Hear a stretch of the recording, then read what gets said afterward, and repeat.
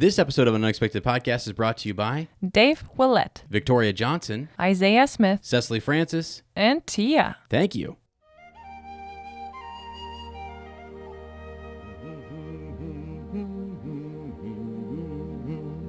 Down from the door where it began,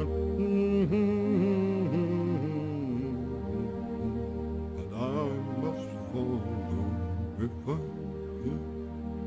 The road goes ever on and on, down from the door where it began. Now far ahead the road has gone, and I must follow if I can. Hello, friends, and welcome to An Unexpected Podcast. I'm Ez, And I'm Lottie. and we're talking Tolkien. We're coming to you from the North Farthing in the beautiful state of Ohio. This week, we return home, which we know as well as we know our fingers and our toes. It's good to be back. Yes, it is, sweetie. This story ends like all good stories do, with the passing of the tobacco can. True. That's the last It's the thing. last thing said, and, you know, we don't have any... I wish I... This is the time where I need Bill Joe Baggins, where I need Lane Smith. Oh, yeah, by the way, Lane is here, just so you guys know, Right. I'm gonna right?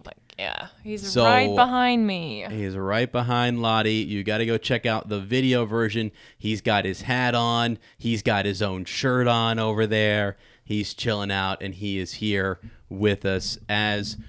Oh, and you can also check out my camera here as we do this, as we return home. Okay? The Smiths Yeah. welcomed us back home. And by the way, the Smiths are also here, so Goldberry herself is represented. And Goldberry, I just want you to know, I'm not even going to tell her what I'm holding up in front of the camera. She just has to go check it out on the video version. Hopefully I'm recording the video version, and you'll know why I asked that question once you see what I'm holding in my hand. But it's empty. It's empty. Anyway. Yeah. Woo! We are feeling good, and we're back. We are back at it. We are finishing up this last chapter. Before we dive into everything else, sweetie, how you doing? You doing okay? Yes, I am. I am still, like, my heart still filled with, joy and love and fun and laughter from last Thursday, because we went and saw Lane and Sarah and Vigo and the girls in the Shire last Thursday. Yeah. And we had such a wonderful time, and I get really emotional when I talk about it, because it was my first time, visiting them at their home. And I know some of you guys, you've seen their home, you've been there, and you probably know what I'm talking about when I say they just have such a beautiful house. And to me, it's exactly that kind of home that hobbits like Bilbo yearn for when they're away, when they're on a journey, it's like, yeah, that house and backyard, it's filled with love and warmth and laughter and bonfires and sunsets, but also like bickering, fighting, crying, all the good stuff that's it should be in any good family home. Yes. And I loved it so much. So yeah, shout out to them. That's why we need them here in spirits, because Yes, we do. I know that I can never, ever do, Lane and Sarah and even, Max and Cameron, who were on last episode, justice, because there's such good, funny people who love Lord of the Rings and The Hobbit. And, yeah, I don't want to. I'm just a mere substitute for them, and I just want them to know that I love them so much, and I'm, you're Rosie. I wish they were here. And I know, and I do too. and they are. And here's the thing. So, and I just want to mention to everyone, Lottie has honestly taken on kind of a cool, a big role. And we talked about this. We have this whole plan, this whole schedule kind of mapped out. And I appreciate you saying that, but also I want you to hear me. You're Rosie, and that, Matt, you just have to be Rosie. That's all you have to be. Just be yourself. It's fine. Okay. Because again, that's what, if you've been listening to this podcast for some time, you'll know that Lane and I have always wanted this to be a place where you guys could have your voices heard. We brought on different perspectives, different people, and it's fun. This is not like Lane, Lord of the Rings doesn't belong to one, anyone, except for J.R.R. Tolkien. Like, it kind of does belong to him, you know what I mean? But it's something he gave to the world, and it's this awesome, beautiful place that we get to go play around in. You can be serious, you can be goofy, you can be sad. It's all the things that you said in the backyard. It's all of those things, and you're in the backyard too, right? And so I just want you to know that, and you just be yourself because we love you. All right. Thank you, sweetie. Yeah. Yes. Yeah, I mean, all I wanted to say really, it's just such a lovely spot on this earth. As there are many spots like that, and yes, and I bet you have your own home that you probably love, and most of the time it's really the people that make a place feel like home. And I say this because I know that I do have a home in Berlin, but I also have a home here, and it's because you're here. Yeah. It's not, Mount Vernon is cool, and Ohio is super cool. I mean, I lived here for a year when I was 17. Oh yeah. But it's because you are here, and we live here together, and that's what makes it so amazing to me. Well, sweetie, the thing is that like Lane and I have talked about this before too, where it's you have the physical location, you have the actual Shire, right, and those comforts of home and all that good stuff, which is nice, and it is good to appreciate a spot and appreciate a location. I think it's to each of us, to wherever we are born or wherever we're brought up or wherever we go and travel, to appreciate the world around us and to appreciate the present and to try to cultivate, make it better, all those different things, So that makes me feel good when people do appreciate where they're at, and they take care of stuff, and they really try to show a genuine appreciation for it. Because the physical location is one thing, but then there's also home, with your significant other.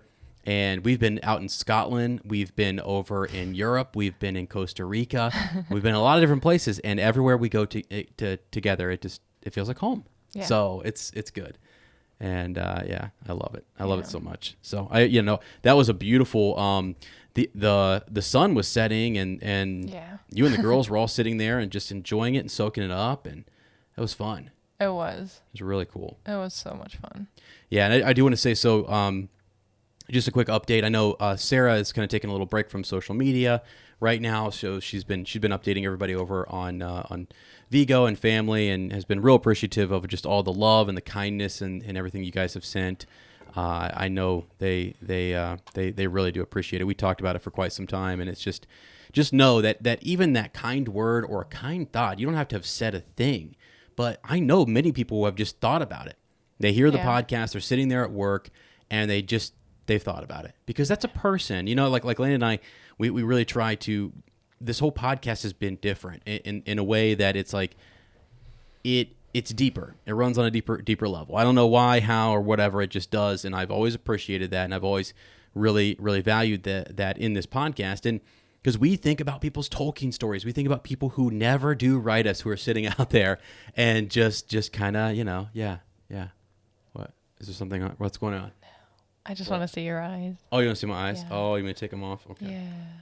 Oh, there we go. Sorry, I just left. Hey, there you go. There we go. Okay, I had the party glasses on. I had to take them off.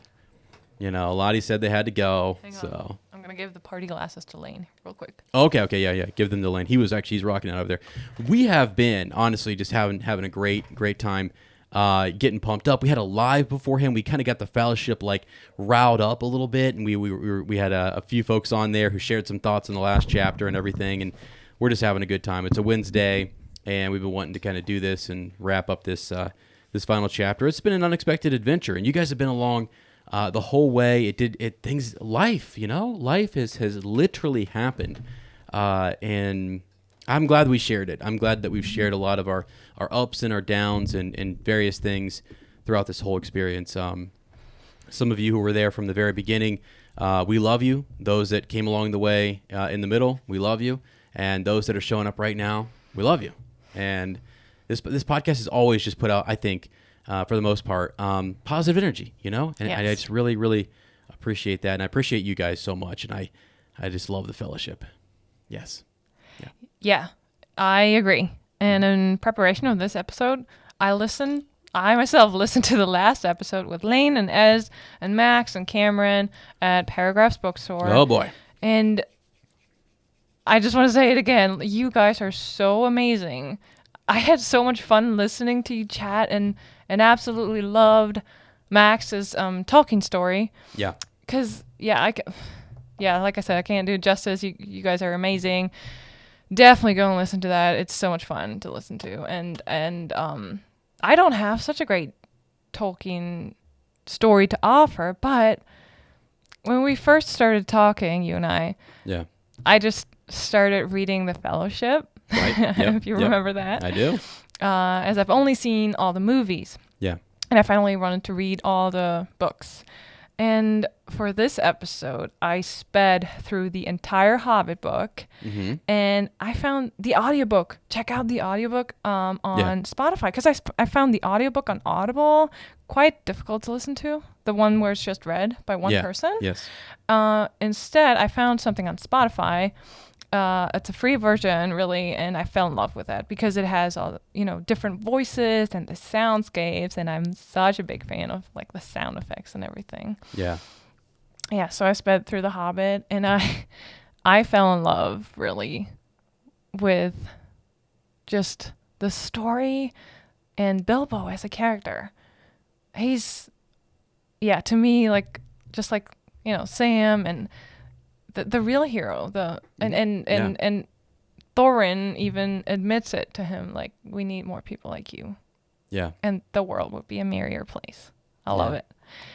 Yeah. So I'm glad you went through the whole thing. You were doing some serious listening, some serious, And actually, you know what? We're gonna dive into a couple things here. We're gonna dive into some of our schedule going forward. We have a real exciting schedule coming up. A couple of things that I want to pitch and kind of throw out there to you guys. But sweetie, what were your thoughts on the whole? As you kind of tore through the book. What did you think? I guess you don't have to go long on this or whatever. Just initial kind of feel reading the book. Yeah. I love how many times it is mentioned that Bilbo misses the comfort of home, and that he had to, in German, I don't know if you say that in English, but in German we say you have to jump over your own shadow, kind of. Is that a saying in English? You have to jump, How do you do that? Über den eigenen Schatten. That's the thing. You don't know how to do that, but you've got to do that. Your own shadow, your own, what you perceive of yourself, whatever. Do you know who could do that? No. Peter Pan. Oh, yeah. Peter Pan. All right. Sorry. Right. Yeah, you're right. No, yeah. I mean, he had to do something he's not comfortable with. And he, in my opinion, the bravest thing he did, and it reminded me a little bit of Neville Longbottom, who said to his friends, no more. I know you're my friends, but I can't let you go. I can't let you get into trouble. Yeah. So Bilbo was he's that little hobbit who's he started noticing how the dwarves and Thorin, how they talked. It was so much about war, and he listened to the men of Lake Town, and was they're right. They helped us when we were in great need. Right. That's right. And now we're, Thorin he doesn't want to share any of the treasure, and he'd sort of forgotten about that, right? He was consumed by the treasure. And Bilbo's like, that's not right. Yep. That's just not right, and that's not how I know my friends really, and he's listening to all this talk about war, and he steps up. Yes, he does. He's like, let's go, sweetie. He does. He goes to at that point, almost enemy of the dwarves, to his friends' enemies. And he's like, guys, I know my friends are wrong, and I got to do the right thing right now. Wow. And not only that, but then he doesn't stay with them. He goes back. Yes, and he does. He even says, I gave the Arkenstone to them. He doesn't, it's not he did it first behind their backs, but he was not all sneaky, and then he stayed with them, and he's like, yeah, sorry, on their side, in a safe place, but he was with them saying, yeah, I did that because I thought it was right. Yeah. And at that moment I was like, this guy, let's go. He's the greatest hero in this story. Yes, he is. You know, I have said, oh gosh, to go back to the Fellowship days when Lane and I talked about the Hobbits, I used to say, and I preach this up one side and down the other, okay, that Bilbo Baggins was like through and through just a good Hobbit, a true hero. It's just for fun, you know, the debate of like Frodo or Bilbo or whatever. It's like, it's Uncle Bilbo, you know?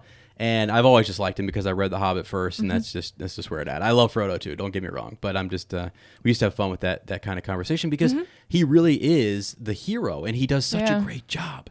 Like you bring up a really good point, is that like he was with his friends who he journeyed with, and he said, "We are wrong," and he said, "I'm going to go over here to our opposition right now, and I'm going to share some stuff because it's important and it's the right thing to do."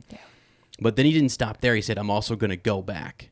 And I'm going to go back and I'm going to face whatever it is I have to face with my friends. He did that. And the coolest thing, one of the best things that Tolkien does is to take the hobbits, which are, you know, not great. You know, they don't have the epic sort of figure like a lot of your great heroes in mythology might have.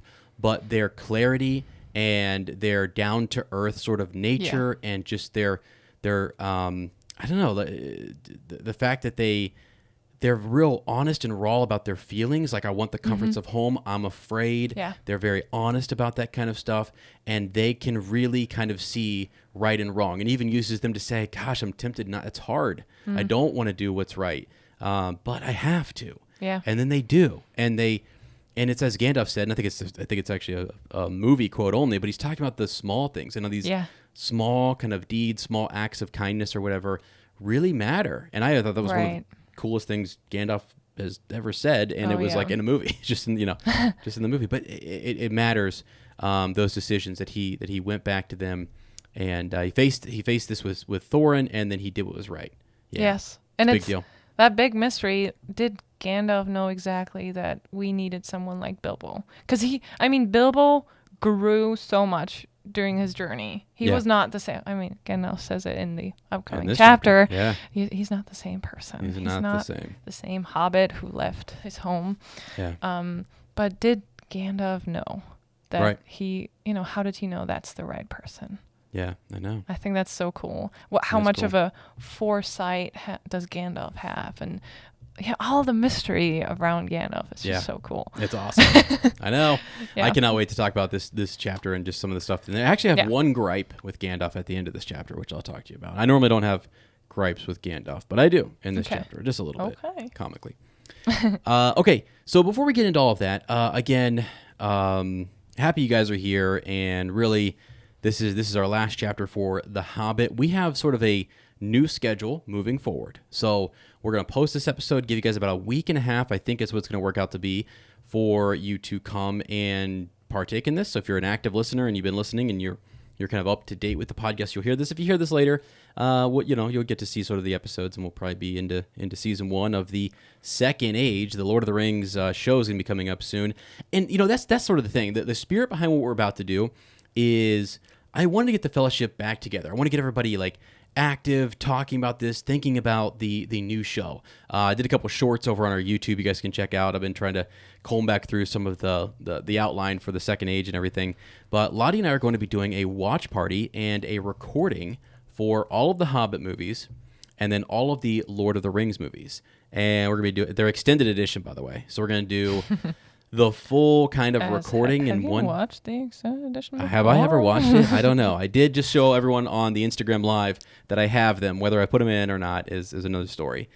So that's the plan, is we're going to do these. And I have the dates here. I have everything written down, and you guys can, if you want to, take notes and kind of journey with us through the summer. I don't have any upcoming events this summer. Really, my whole plan is to just kind of podcast away. Get ready, and Lottie's going to help me with some of that stuff, so it's just go time. So the upcoming schedule is this: on May 7th, we're going to be doing An Unexpected Journey, so we're going to watch it. It's going to be around, we're Eastern Standard Time, so, I don't know, what time do you think we'll be up, sweetie, like 8, 9, 10? Well, give people some time to wake up. Okay. Yeah, like 10, 11 maybe? Right. Should we do like a poll or something? A second breakfast? Is that what you're saying? Yeah, like maybe we have breakfast and then we kind of wrap up and have another one? Okay. Okay. We'll have the spirits flowing, and we'll be doing our thing, just watching some of the films and making some notes on what's happening. We'll just have a good time. You guys can come in. What we'll do is we're going to open up either, I haven't decided if we're going to do sort of like the Discord or we're just going to go live or how we're going to do it, but we want people to be involved. And if you're one of our patrons, we also want to be able to like talk to you guys and have you either chat back with us to some degree. So it just depends on how many people show up. If there's not a lot of people, then, let's do kind of a hangout or whatever. So something we said we would do back in the day. And it's just so much nicer to just kind of watch the movie, chill out, check some comments, read the comments, and then we'll dive into a recording session where we're going to kind of cover the film. And if you're in on that and you have some thoughts or things you want to share or just want to shout out on the podcast, pop in and we'll give you a shout out just because we want to kind of gather everybody, get the fellowship fired up again. So that's going to be May 7th for the first one. And then we'll do May 21st for the Desolation of Smaug. And then we'll do June 4th for the Battle of the Five Armies, followed by June 18th for the Fellowship of the Ring. July 9th will be the Two Towers. And then July 23rd will be the Return of the King. So got you all the way until July.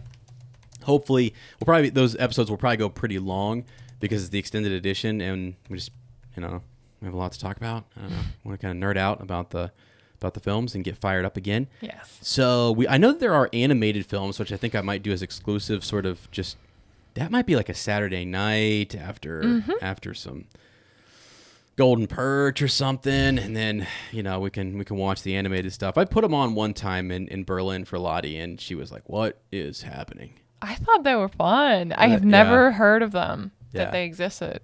Right, they're cool. Yeah.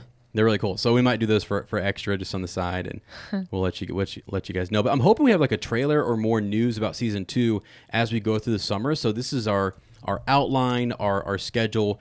It's easy for Lottie. It's easy for me. It's easy for you guys just to kind of pop in, watch these films again, and get hyped. When's the last time that you watched the extended edition? Somebody's like, yesterday. So some of you are like, as I watch it every day. I'm watching it right now. Some of you are watching it right now. Okay. All right. But so we're just going to have some fun with that. It's going to be our schedule coming up. Okay. All right. Couple other things here real quick. Jordan Rennells, by the way, runs a podcast. I think it's the Music of Middle-earth. I kind of pitched this on our Facebook page. He is doing a long-expected soundscape, and it's a pretty cool thing. You think he's almost reached his Kickstarter goal, and he does really good work. He's worked with John Howe. He does some editing for The Prancing Pony, and he runs a couple other podcast projects. Real awesome individual, and I've kind of met him through some of my other projects, actually. So I met him through my Bend the Knee podcast, A Song of Ice and Fire. He also he said the other day he appreciates our Rebels rewatch that we're doing over on Hyperspace Hangout, which has been a lot of fun. So shout out to him, and go check this out. I think it's a pretty cool idea, and he's a super nice guy, and I just really appreciate him and all of his efforts and just his enthusiasm for the series and for Lord of the Rings in general. So I know if we got a bunch of Lord of the Rings fans here, you guys would be interested in that as well. So I wanted to share that with everybody.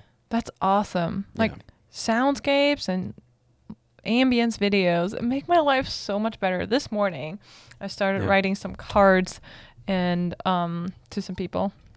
And I put on a lo-fi chill morning, coffee, YouTube playlist, and it just makes my life so much better. Yeah. And I mean that guy did or he's going to do. I think he's done some sample stuff. I think he's done other things, but this is more of a. He's gonna be doing an audio production of the Lord of the Rings. I believe I'll have to check the full thing. Mm-hmm. But I'll put a link in the description of this episode to make it easy for you guys to find it. Mm-hmm. It's called A Long Expected Soundscape. And, so it's over on Kickstarter. And I think, let me check here. He's got a couple days left on this. 11 days to go. And he is extremely close to hitting his goal. Like one or two of you would put him over it. And, we're just really, really excited for him. So it's an immersive audio soundscape for a reading of the J.R.R. Tolkien Lord of the Rings series and other fantasy adventures. So, but if you didn't catch this in time, and let's say you go there and it's one of those things where he's reached his goal and they're doing that, look for that project. Look for that to come out. and support Jordan in that. Also, go check out his podcast and yeah.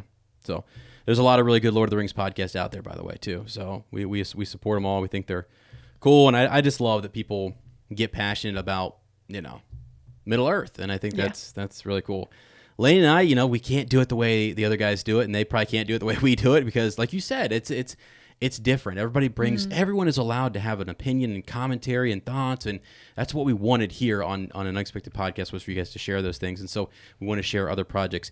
Along that same line, also want to mention that Dr. Bean Coffee Company is still out there. You guys got to go grab yourself some of that as well. So drbeancoffeecompany.com. Don't forget to head over there and check out all their brews and definitely get in on some of that action. Casey as well at Firelight Fables Candle Company. I'll leave a link down below for our Fire It Up promo, 10% off, all those good things. Still has tons of awesome candles over there. You guys need to check those out. She does a wonderful job. Great. And her Instagram is awesome. I actually love following it and seeing all of the cool, the artistic style that she runs with over there. So, yeah.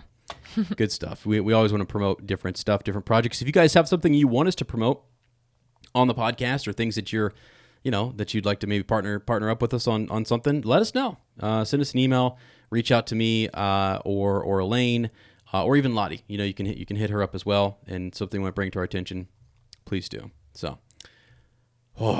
okay. Now, sweetie, I want to say this real quick. So there is normally, Lane does all of our Drop and Eves. He does all of our show news and everything that's coming up.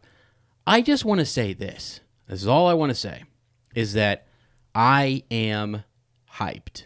I'm excited for it, and I can't wait to see it. I did read some things that they're going to actually probably just be creating new characters that were never there before. They have to make up different characters and their backstories and where they come from. There's just not much in the Second Age. I've been doing a small short series on one of my projects, Super Easy Lore. By the way, it's a YouTube channel. Just started it. If you guys want to subscribe, be cool, But I'm having fun just going back and trying to document some of the, or actually just better help myself understand the lore, right? And getting into some of those things.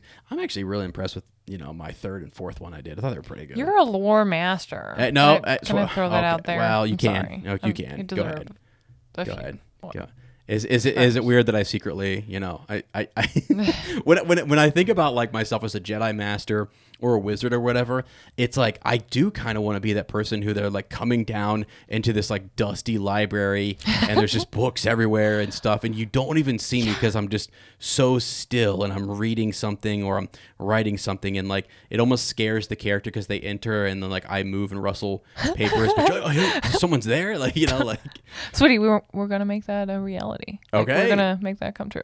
I am all for it. Maybe we'll get Cameron to film something. Oh, the library, yeah.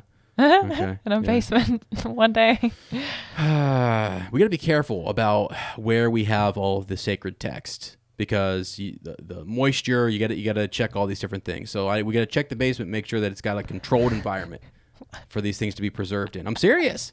This stuff matters. See, it matters. Yeah, you should like be.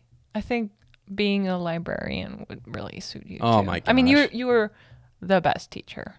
Oh, really, you're but too kind. I can also see you as a librarian. I would love to be a librarian. Absolutely love it. Not gonna lie, I could recommend books for people. I love reading every day. I was actually this morning, just a quick to let you guys know, I listened to the chapter, and when I was done with the chapter, I went into my Star Wars book, my Legends book, Into the Void. Star Wars Legends book. It's fantastic. Almost done with it. I love reading. Every day I'm just trying to like consume something else, and it's just fun. So cool you're talking about Star Wars all the time because you can now. I'm letting you talk about Star Wars. I think Lane doesn't let you talk about Star Wars that much. Lane, I tell you what, anytime I would talk to Lane about, I don't know, he does. Like we surprisingly, I said this, we would drift into topics about like sports or other fandoms or whatever. I feel like people shy away from that when they do a super niche sort of thing, but we definitely did not, and I appreciate that. But yeah, it's funny. You're letting me kind of open up about Star Wars. Appreciate it.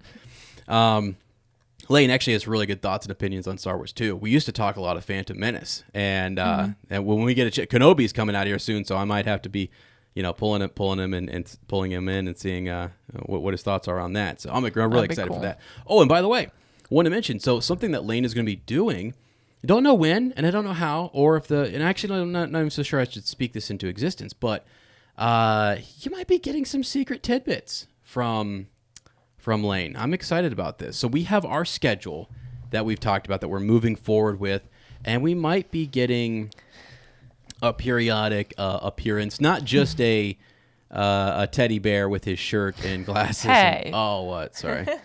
I was going to say, he really grew out some facial hair. Like Lane looked That's really... the whole point. Yeah. Wow. But no, I think we might be getting some fun stuff from him. And we're going to be going back down to do some hangouts and stuff. And just as there's just a lot going on. They're dealing with a lot, and they're just wonderful people and such a great family. You guys know. And I love them to death. It was so fun going down there. I can't wait to go down and see them more. And I know you guys just, it is fun. It's fun to hear from Lane. Yeah. It's just fun. That's why I try to on social media share a couple things just to, Yeah, they're great people. Yeah, they're magical. They are magical, and I love that about them. Yeah. So, okay. Well, did I miss anything? I have no idea where we are in the stock suite. So Yeah, me neither. Just kind of, No, we're just down to the reread, I think. We're just down to the reread. Okay. It's time to dive in. You have your own separate secret doc that I do. Okay, so I don't know what's in there, but we are going to dive in. Let me do a quick summary for us before we dive into the chapter, and we'll get some of your thoughts, okay? Yeah. Are you going to be mad at me if I call a little potty break? I'm so sorry. How dare you? I just had so much water to drink. How dare you? I'm sorry. Yeah, let's go. Okay, thank you. It doesn't matter how, yeah. Lane, my good friend, how you doing, buddy? What's going on over there? You been all right? Yeah, I'm doing okay. I'm just, you know me, I'm just chilling out, man. Oh, man, it's good to see you. I am really happy that you're here on the show. Good to see you. Do you have any thoughts on this chapter today on this chapter? Yeah, this chapter, it's just the end. It's just the end, buddy. And I tell you what, it was a good end. Somebody passed me that tobacco can. Well, I know the tobacco makes an appearance at the end. I think we should get our pipes out and smoke a bit. What do you think? Yeah, I tell you what, I ain't smoked a little bit in a long while. Do you still need me over here, or should I just let you do? Honestly, you guys, we're talking, so I don't know if. Let me just. Yeah, I think we're gonna chat it up here a little. Yeah, it's okay. It's okay. I actually got a few things to do, so if she wants to sit back down, that'd be fine. That'd be just fine. Okay. Yeah. All right. Well, it's good to see you, buddy. I appreciate you stopping in, and yeah, we'll catch up with you here in just a little bit. So, all right, bye. See ya. Good. And that was Lane, everybody popping in just to kind of say, hey. Good to see him. Haven't, just like we said, last Thursday we're catching up. He decided to pop up here to the North Farthing and hang out with us a little bit, which is nice. So that's good. It's good. Rosie is back. Hello. Here we go. So you care if I just give everybody a quick little summary on this chapter? Yes, please. All right, let me give it to you. The elves sing their songs. We go to Rivendell. We're on our way back. It's the return journey, and we basically get some good rest. We get some real good rest. We go back home, and all of our stuff is being sold. Yeah. All of our stuff is being sold. We dig up some treasure with Gandalf, and we get things kind of settled, and then Balin shows up at the end, and they pass the tobacco around. That's it. I mean, that is really the summary of this. It's called The Last Stage, and it's just a quick little kind of chapter. Yeah. A good wrap up. Yeah. Oh my gosh. Whoa. Whoa. No, that's great. So, the dragon is withered, his bones are now crumbled, his armor is shivered, his splendor is humbled. Humbled. You gonna sing with me? No. Those swords shall be rusted and thrown and crown perish. How's that? Is that pretty good? I love your voice. Oh, I was just messing around. I like trying different, like, come tra la la la la la la. They just like, the elves are crazy. Come tra la la la la la la. All right, that's how they sing. Yeah, I love it. They sing, I don't know. They have a really, like, when the elves sing their song, it's just it's actually, I don't know. The way, even your audio edition that you had earlier that you were playing, does not do it. Like, I feel like the film gets it as close as you can get. That real, I don't even know how to explain it. It's like otherworldly when they actually sing. You know? I love the elves. Yeah. And it's so funny. I think either Max or Cameron said it in the last episode. They're like, you know, when we're young, we all want to be the elves and they're cool. But when you're older, you're like, yeah, I think I'm just a hobbit. I like my comfort. I like my armchair, my food. Yeah. So it's like, but I love them both. I just want to be an elf and a hobbit, you know? Like, don't give up on the elf side of life. Well, I mean, okay. Hey, Bilbo is an elf friend. All right? Yeah.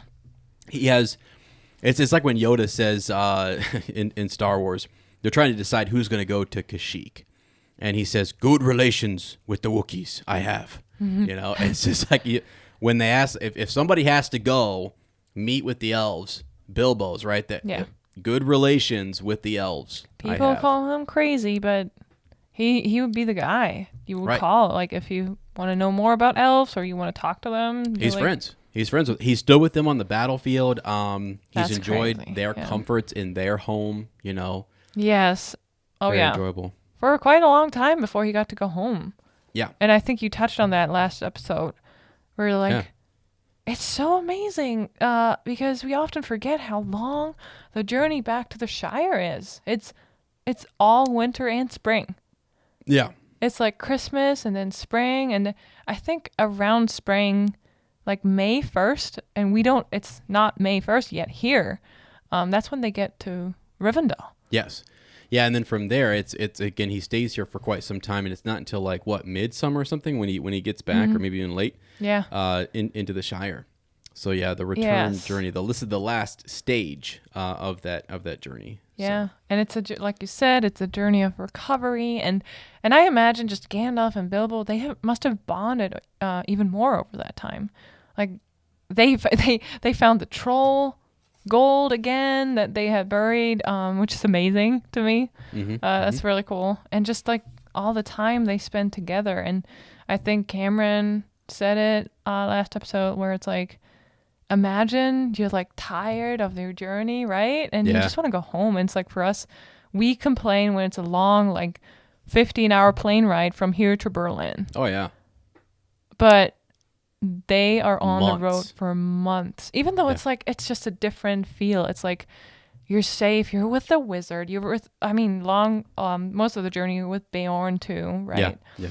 And it's all about having good food, a good time, good storytelling and lore and music. And it's like just a totally different feeling of returning home instead of going to, basically face the dragon. That's a really good point. Let's talk about that for a second because it is a different feeling on the way there. There's a different type of feel and excitement for the journey heading out, embarking on the journey.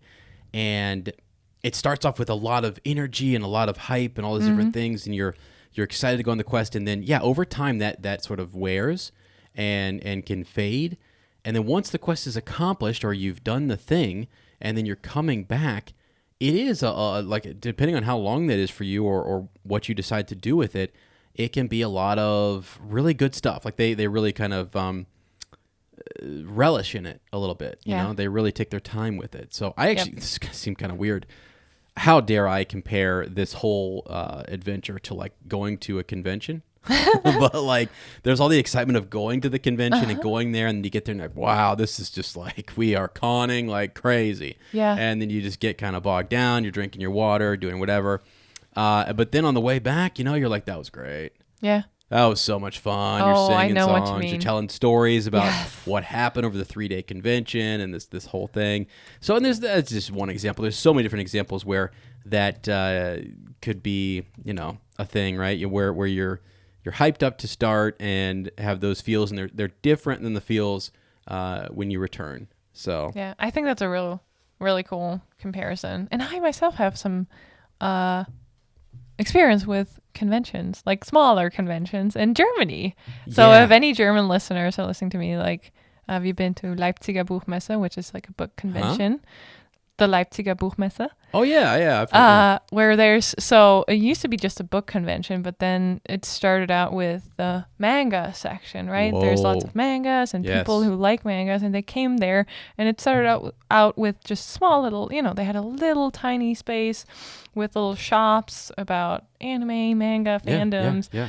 and it grew like crazy over the years, and Wow. they have a whole like hall. Their entire hall is just for that. They have thousands of shops. I don't know, Yeah. hundreds probably, and so many cosplayers there, and it's so cool. Yeah. Where's And- that at? What city? Leipzig, which is like Okay. 2 hours south from Okay. Berlin. Okay. Yeah, Yeah.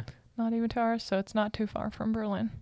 That's awesome. Yeah, and it was Yeah. just shout out to Julia, my best friend from high school. Yeah. She's coming here in May. So excited. Oh yeah, we get to take her down to the Shire and we get to show her around. Yeah. Actually, it's gonna be fun. Yeah, she's Yeah. been to even more events and conventions in Berlin, even in London.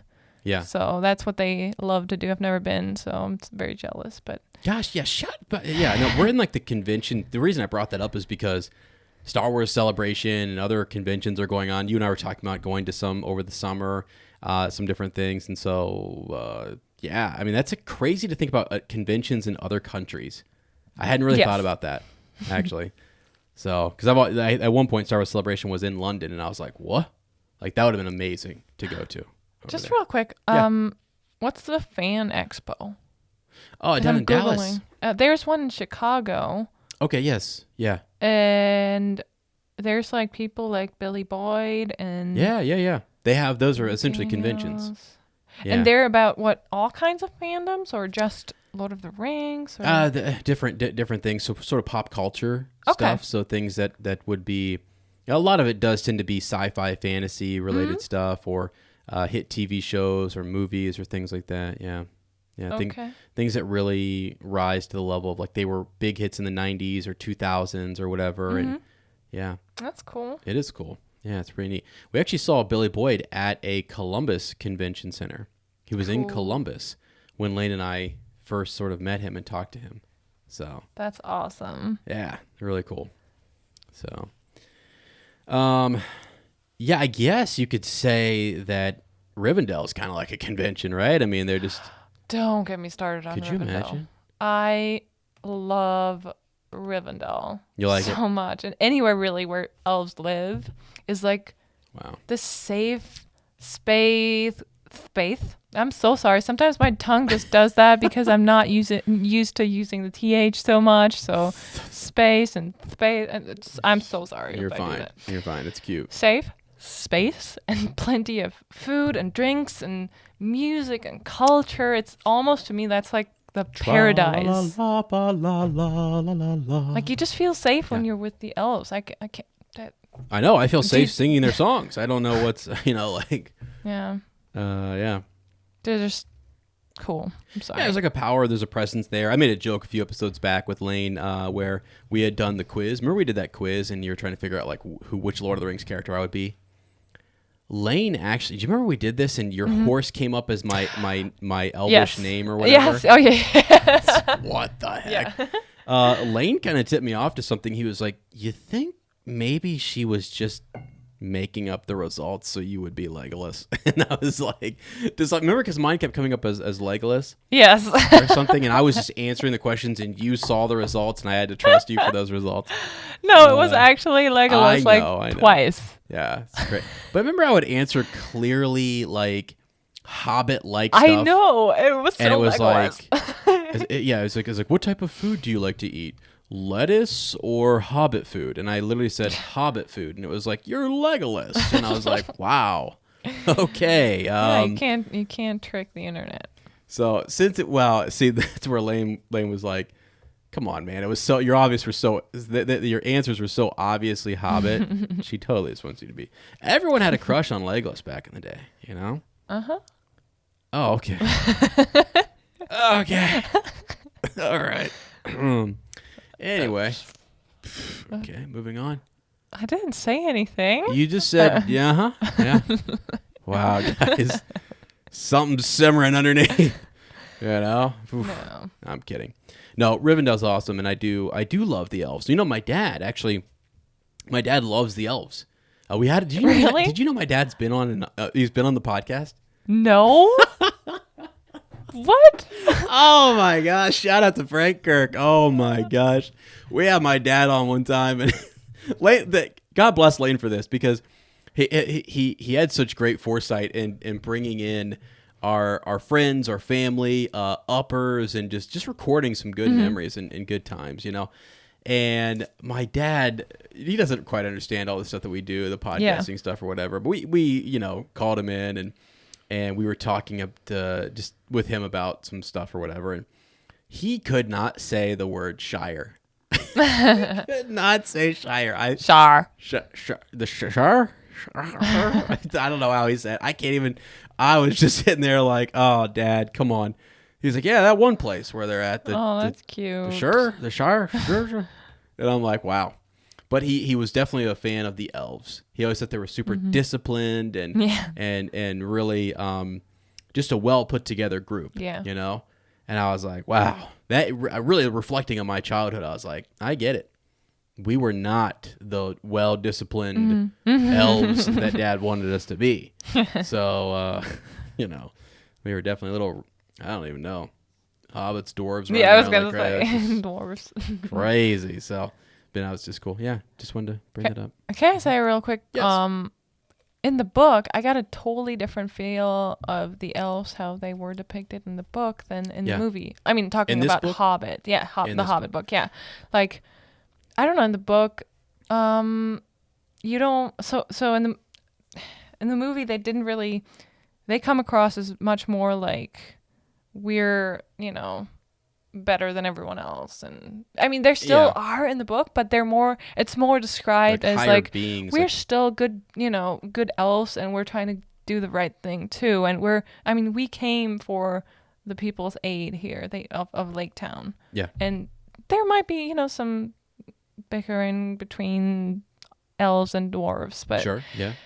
I don't know. It's just different in the movie. It feels more like detached from everything else, and we're like they play it up a little bit more in the movie, especially the resentment between dwarves and elves is definitely played up, and that's from Tolkien's later writings and later commentary on the two groups. But when he wrote The Hobbit, it wasn't necessarily there. Yeah. So hard to see it in the book because that kind of developed later on a little bit in his mind as he built the world out and went into Lord of the Rings and everything. But what I always have felt with the Hobbit elves, especially the elves in Rivendell, they're just really playful. They're really kind of a merry group. Yeah. And they're not as serious. Like their songs, to me, seem more like jokey and kind of silly, like silly little elves or something. That's what they feel like. But that is not the way they are later on. Their songs are more serious and more whatever. But in this, they're singing like a lullaby. They're singing, they're literally singing tra la la la, fa la la la. It's more lighthearted. Yeah, it's just a different type of song. So I think he kind of shifted a little bit on the tone, or maybe different. He always had in his mind different groups, different types of elves and things as well too. So, but yeah, kind of interesting thoughts on the elves. Oh yeah, basically like they spend quite a bit of time at Beorn's house, right? Right.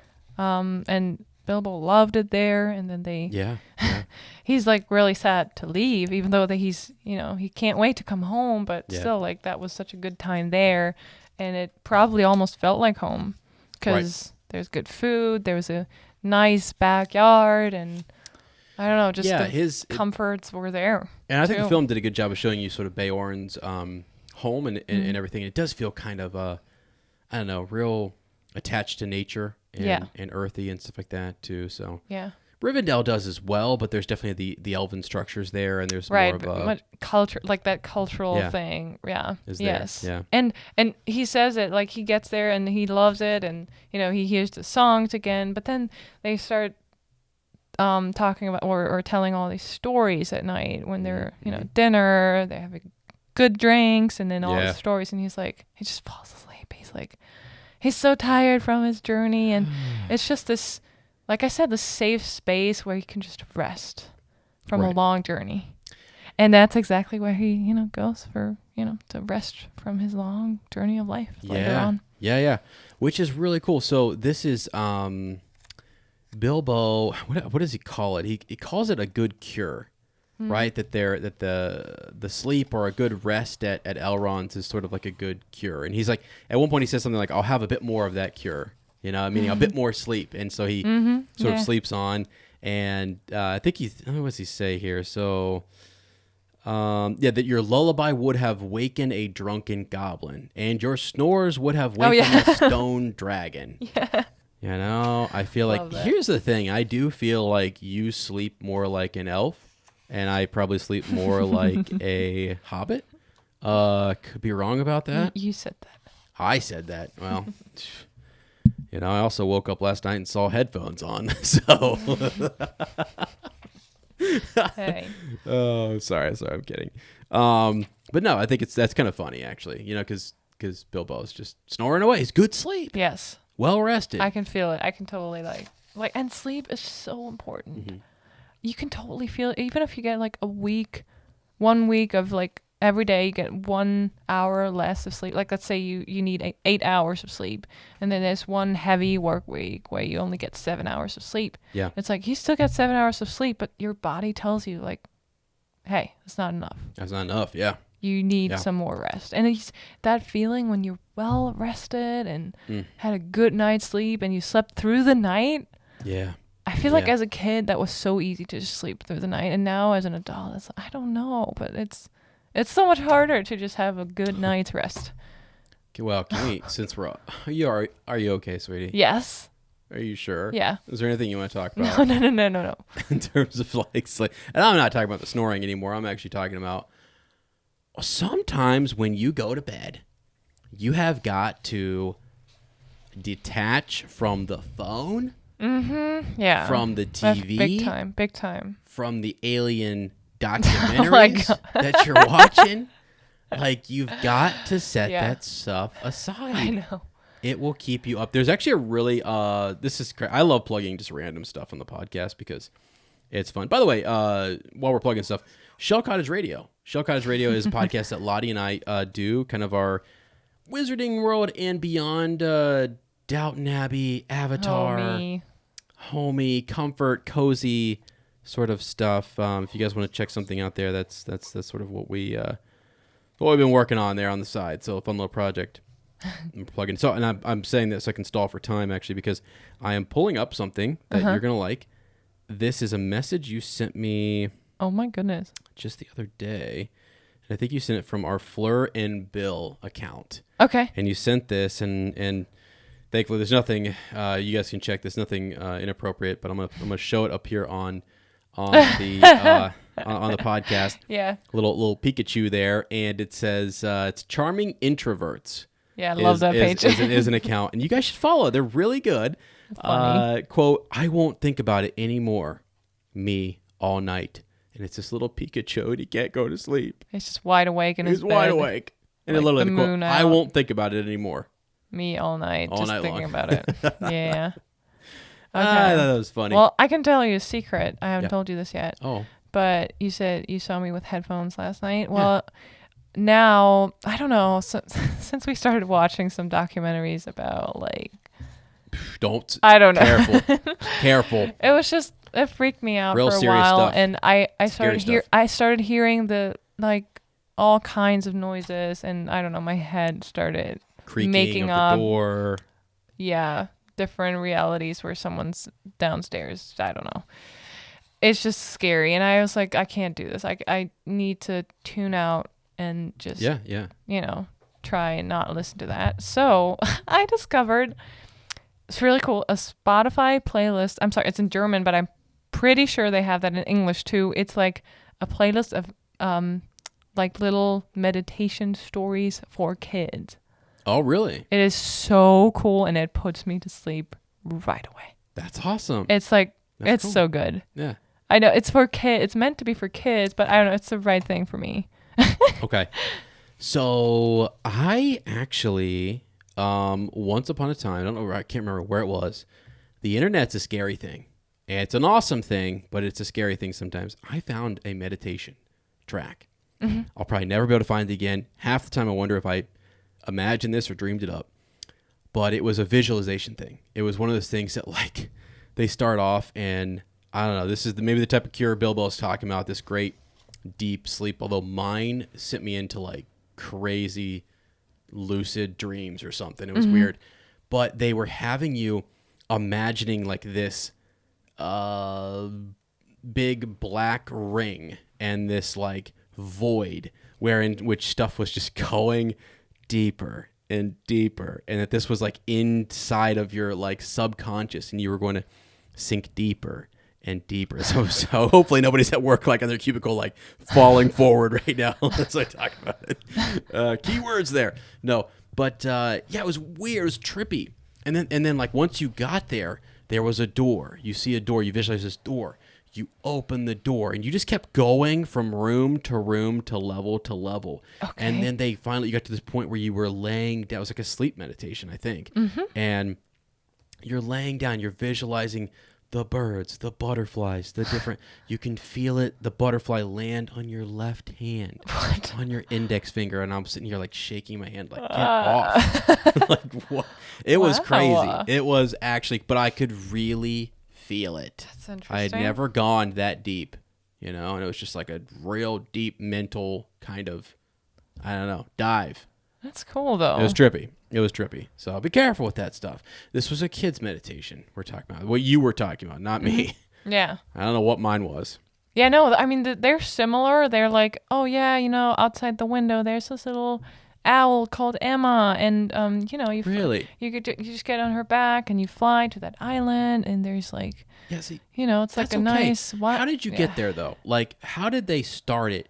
Because my problem was the way I got to this room, to this door behind a waterfall, to this table, which was supposed to be a bed, and they said table. I'm like, I don't want to sleep on a table. You know what I mean? But like, it was a little, you know what I mean? Some of the word choice and the connotation was a little weird, and I don't know.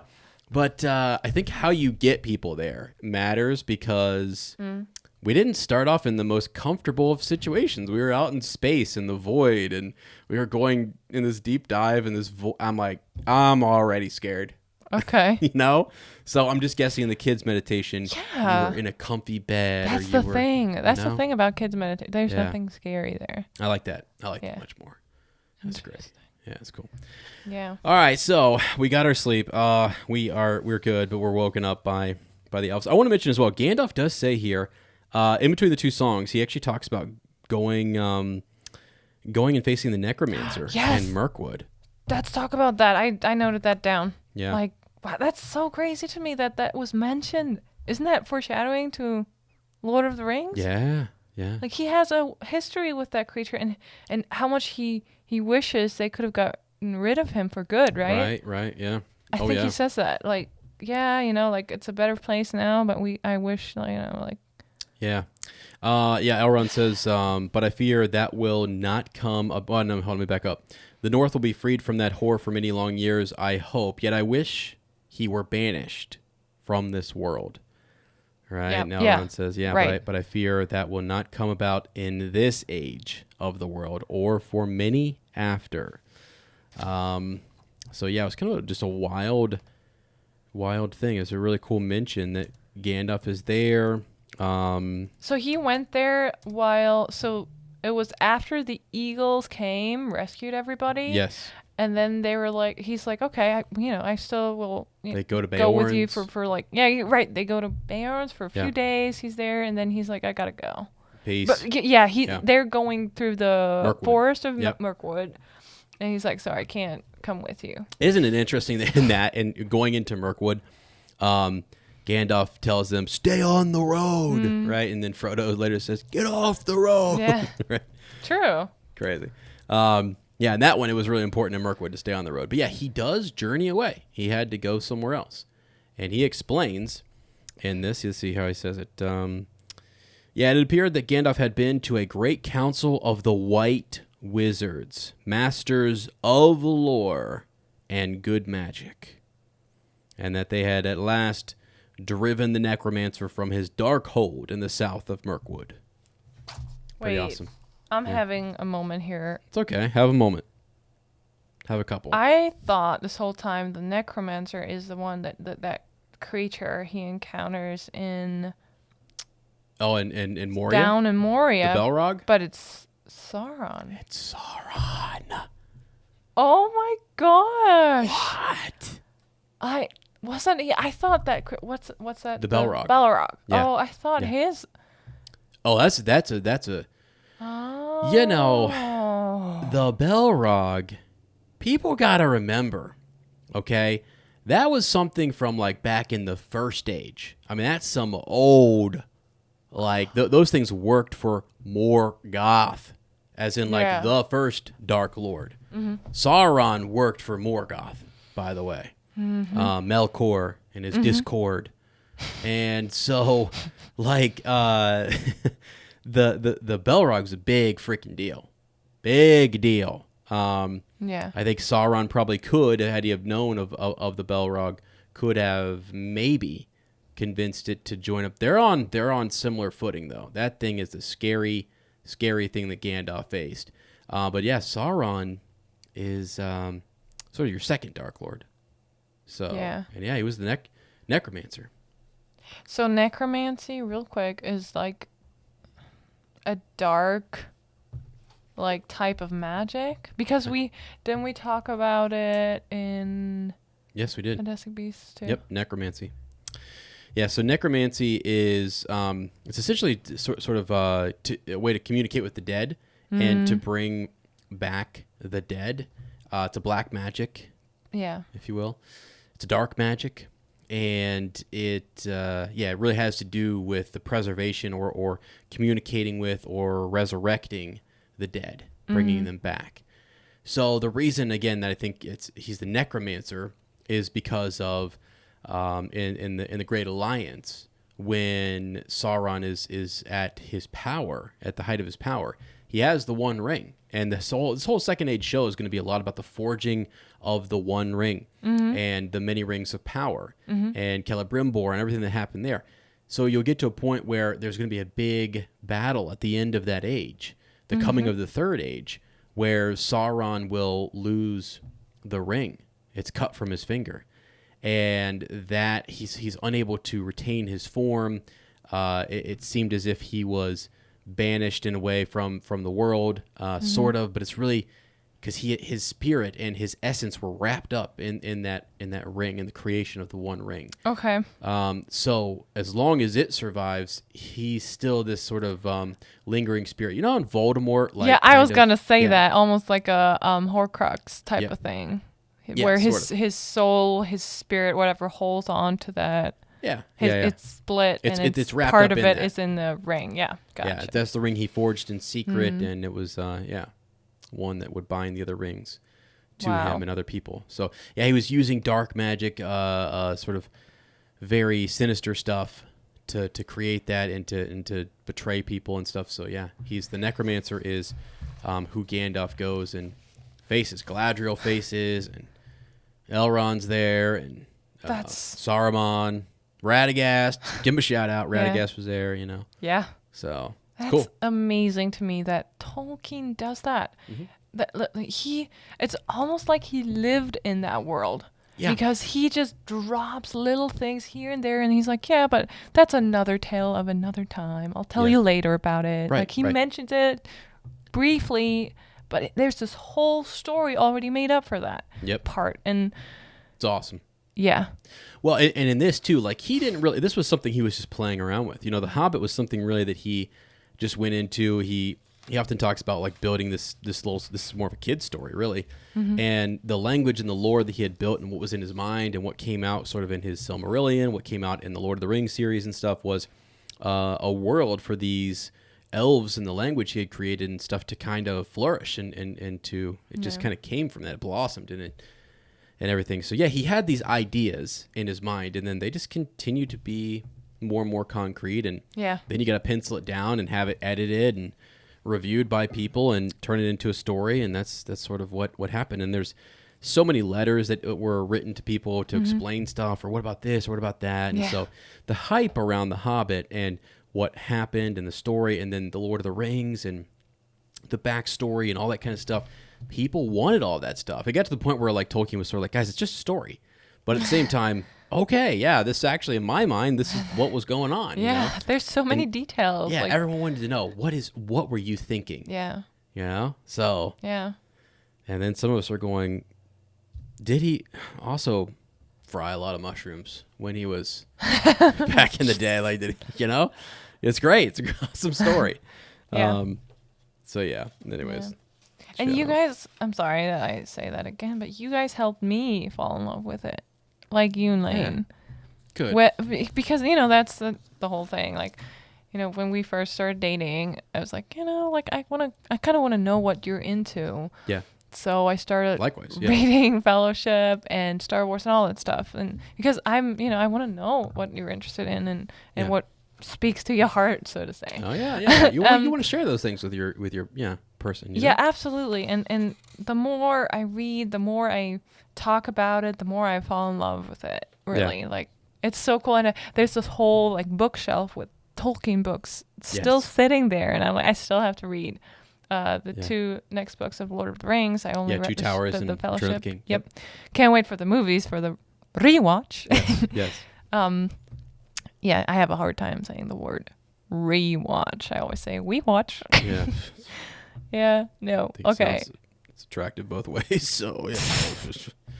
Anyway. Anyway. Okay. Yeah. All I wanted to say is I love reading Tolkien now, and it's tough for someone who's, you know, my first language is not English, but still. True. Yes. I remember we talked about it when I was I started reading the Fellowship, and I'm like, there is so many different ways to describe just a hill. Or like other things in nature. A landscape. That was so, I had to look up like every second word, and it was great because I learned so many new things, and it broadened not only my vocabulary, but also like there's subtle differences between all those words, and he tries to describe it in detail. Right. So. Right. Some people like that, some people don't, but I really enjoyed it. Yeah, I do like it because and I think again, for some people it bogs them down. It's whatever. It's more poetic. It's actually more of what's the word I'm looking for? It's imagery. It's painting a picture in your mind, and it's actually sometimes using like English specific vocabulary that I'm not even as familiar with, like with some of the different terms that they would use, or just their lingo, I guess, the phrasing. Sometimes it's just a little older. Yeah, also that language. too. Also that. Yeah. So love it. It's great, definitely great. Okay, we're gonna move on here a bit. So it was neat. So this is the whole bit where we once we decide to leave the House of Elrond, it was great. You know, he's looking back and saying, sort of farewell, friends, and they move on. There's a good talking about the passage of time and how long it took and stuff. Yeah. But they eventually get to Tom, Bert, and Bill, the trolls, where the treasure was. Yeah. Okay. Yeah. And I know I just had this look from Lottie, like, did you just make those names up? Isn't that crazy that their names are just Tom, Bert, and Bill? Yeah. You know? So, but the trolls, where they had buried the treasure. And I was actually re-listening to the chapter not too long ago. I think actually you and I were listening to it. And it was talking about the spells that they placed over top of the treasure, or where they had buried it. Like that the dwarves had placed spell work over top of it. And I'm like, geez. Yeah. You know, there's even dwarven magic and stuff, right? Yep, that's cool. So, but they go back and they dig that up, and there's basically he says to Gandalf, like, you know, hey, if you want, Gandalf, here's some gold. You could probably do a lot with it. And what would Gandalf have done with all that gold? He doesn't. Is his pad just? What if his pad is just decked out? You know, we always think he has these real humble livings. What if it's really lavish? We don't really know where he lives, right? Does he No. really live anywhere? Like he's just here and there, and Yeah, I don't really know. we don't really know. I don't really know. I know. It's crazy. I know. Yeah, how does he buy his food anyway? Yeah. Don't know. So I imagine he might have taken a few coins here and there. I don't know. Yeah, I don't know. But he probably does. yeah, he does. And also, while along those lines of like taking stuff from Bilbo, Elrond doesn't really take a lot of. Bilbo wants to give him a gift, and so I missed that part where he kind of gives him a small gift, parting gift. Yeah. And hobbits are big on that. I want to mention that because they're all about, you come to my party, I am going to give you a gift. And I wanted to mention for like your mom, when we went to her birthday, it was sort of like, no, I invited you to my birthday. Yeah. Right? And it was sort of she paid for us, right? Yes. Yeah, because she invited you to Right. her party. Yeah. So everything that if it's her party, she paid for it. It's kind of the opposite here. We expect people to bring us gifts, and I don't know, if you come to my dinner party, you might pay for my dinner. You know what I mean? Here in the States, that's sort of something that we do. But in Germany, it's very different. It's much more Hobbit-like. Yeah. In terms of like, no, I invited you to my party. So like in Bilbo, in Fellowship of the Ring, when they go to Bilbo's party, he has gifts for everyone who comes to his party. Yeah. Oh, but that's right. Yeah. Right. Yeah. So he's even giving this gift to Elrond and stuff. And I just want, like, the spirit of hobbits are so cool. Just that they're such givers and all about having a good time and everything. So Yeah. Not all of them, which we'll find out. yeah, the in a little SPs bit, are but- the SPs are not necessarily. Yeah. I also thought it was kind of funny. He ran out of handkerchiefs, so Yeah. not a single one of his own had survived. He borrowed this one from Elrond. So yeah, it definitely has an Elrond handkerchief, which I thought was pretty cool. That's pretty cool. Yeah. That's pretty awesome, right? You should probably Totally. hold on to that. Sleeping with Hold it at on. night. I would. I don't know. It's probably got some magic to it, you know? Even their handkerchiefs are good. You can I can barely imagine like that elves have a need of handkerchiefs, you know. I know, it's It good. feels like they don't sweat, they don't have snot, they don't have, they don't cry. It's Right, no. It was one he just had made to sit there and look pretty, and he's like, oh, I've never used it. Go ahead. Probably. What was that? I don't know, but you need a handkerchief. No.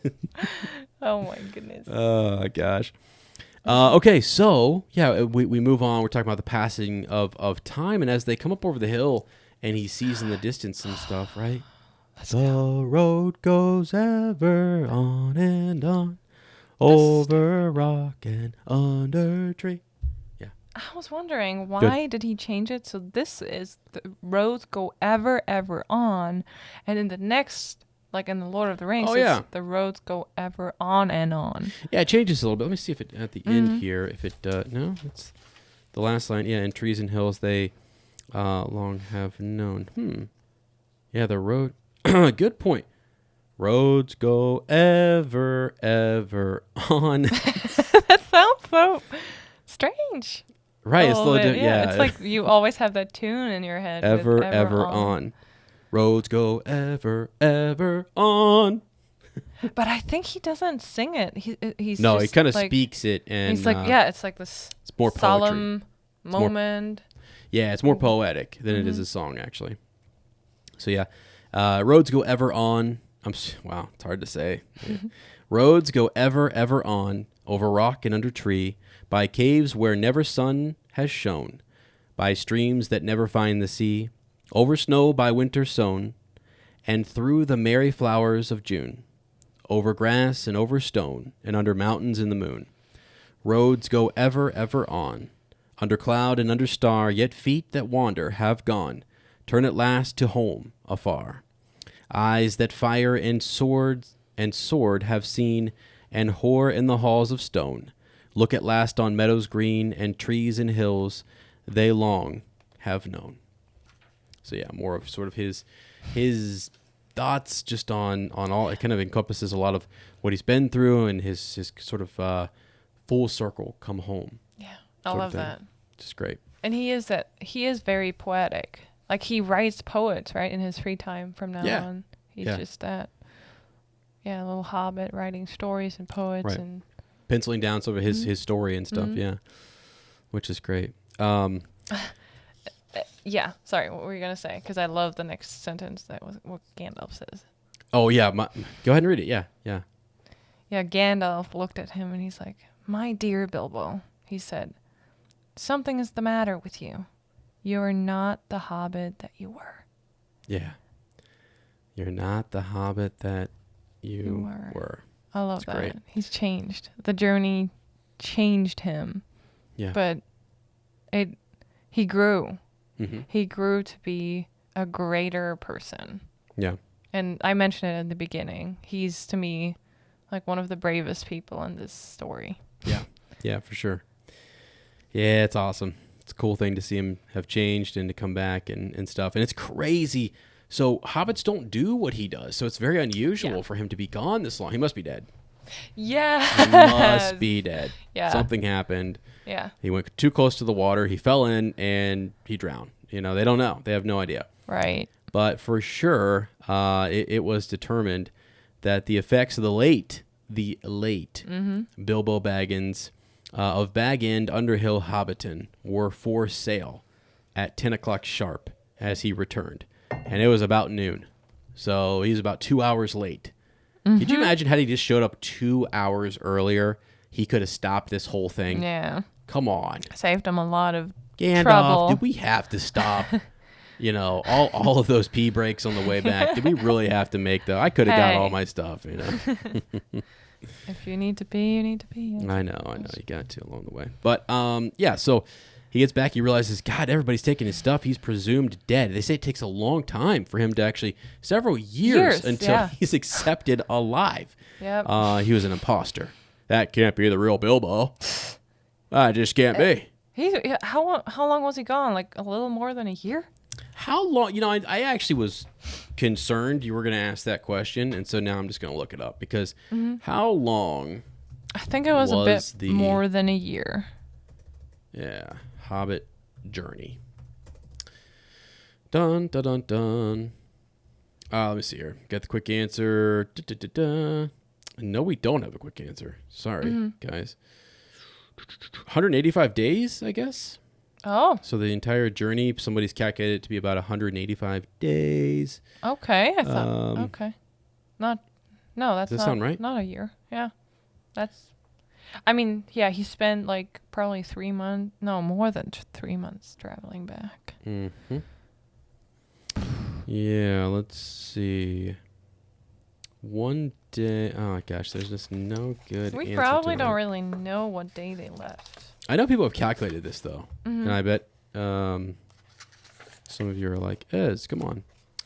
But no, I did not have this prepared, and I don't remember exactly. So I remember Lane and I talked about the journey for The Lord of the Rings and how long that took. But yeah, this is so anyways. I think so. Hopefully that's right. 185 days. I'll double check it here in a second, but pretty cool. And he's back. They've just believed that he is that he's dead, and they're selling all of his stuff, his silver spoons, all of his furniture is out. The Sackville Bagginses are in there measuring his hole. Yes. To see if their furniture will fit. They really wanted that nice little hobbit hole for themselves, and I'm like, guys, get your, if that's your dream house, well, get or build your own, and don't try and steal or take over your, how are they related? Cousins? Other people, your cousin's stuff. Like, they don't even care about Bilbo and what happened to him. They're like, that's awesome. It's ours now. Like, I think that's really sad. Right. Yeah. But that's how they are, right? That's how we kind of know the as. Well, actually, let me see here real quick. There was something as bees that said that their relationship ever since was not good, as if maybe it once was. Okay. So let's see. Personally, he suspected the Sackville Bagginses on their side. They never admitted that the returned Baggins was genuine, and they were not friendly. They were not on friendly terms with Bilbo ever after. Made me wonder, were they on somewhat friendly terms prior to? And there's a mention of there's a mention of them earlier, but it's just Interesting. Sometimes the families grow apart, and then that's like Bilbo is away for so long, and then he comes back with all these stories that they can hardly believe, and to them that's so weird. Like that's so unusual. They're almost like the Dursleys. Like everything abnormal is like, don't bother me with that. Like I just want to be as normal as I can, and especially the Bagginses, weren't they like all about? You can definitely, who you're talking to. They never do anything unexpected, really. Yeah. Oh, yeah. So. Yep. That's why they now perceive Bilbo as this queer, I don't know. Strange. Yeah, just strange fella. Yeah. Absolutely they do. Yeah. And his reputation, that was the thing, had been changed. He's still an elf friend. Mm-hmm. He still does everything that he's sort of enjoying himself. He puts his sword. He gets everything organized, right? And he has his armor there until he sends it to a museum, which I thought was funny. Mm-hmm. And then he has his sword above the mantle, above the fireplace or whatever, and he starts working on his book. Yeah. And everything. So I think it's cool that it's mentioned that his nieces and nephews still like him, kind of. Like, I mean, they're too young to really hang out with him, but isn't Frodo one of his nephews? Yeah, this said that it was his nephews and nieces on the Took side. But even they were not encouraged in their friendship by their elders. But yeah, the Took side definitely is more like, all right, cool, cool that he did this. But like Frodo is one of his nephews, yes. On the Took side? Nah, he's a Baggins. So, okay. Yeah, but still one. Oh of yeah, his, Frodo Baggins. Yes. That's the same, right? Yep. Yeah. Okay. Yeah, still one of his nephews, though. Yeah. So yeah, this was just more on the Took side they were talking about here. But later on, we'll find out. Yeah, he definitely has relations on, and Frodo ends up, his parents are, they don't make, yeah, sad, and then Frodo's got Bilbo. Yeah. So, but anyway, yes, they definitely looked up to, it was sort of a mystery. What did he do? He comes back with all this gold and everything, and he's, he had to buy back all this stuff. Yeah. Kind of crazy. Thank God he had some of that gold. Yeah, right. And that's, here again, I don't know, I think Gandalf said it when they found the troll gold, and Bilbo was like, you can have it, and he's like, no, I think you might need it. And I'm like, did he foresee that? Did he know? Yeah. Did he? I know. That's sort of a Dumbledore situation. We talk a lot about that with Dumbledore, over on Shell Guys Radio, where we talk about how much do those wizards know? Yeah. Right? That's cool. It's a mystery. It is cool, because the same thing with Yoda and Obi-Wan and Star Wars. It's like, how do you guys know all this stuff? Right. You need something like that. It's just fun. And you never explain it, because they just know. All right.